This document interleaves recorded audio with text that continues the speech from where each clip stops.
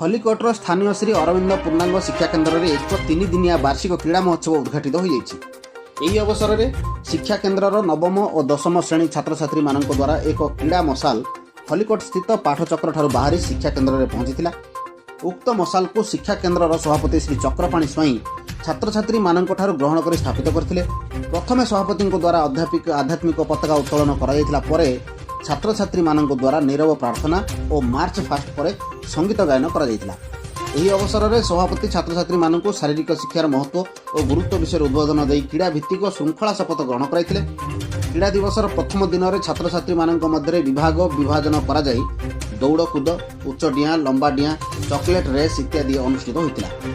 यही उत्सव में श्रृंखलार सहित क्रीड़ा प्रतियोगिता समापन पर संपादक राममोहन पंडा और अध्यक्ष अमूल्य मिश्र छात्र छात्री मान उपदेश देते। क्रीड़ा परिचालन में प्रदीप कुमार पाणिग्राही, करुणाकर पट्टनायक, संतोष कुमार साहू, अरुण कुमार महापात्र और खेल शिक्षक सुनील नायक समेत शिक्षा केन्द्र समस्त अपा भाई माने सहयोग करथिले। Bureau report crime 9 news.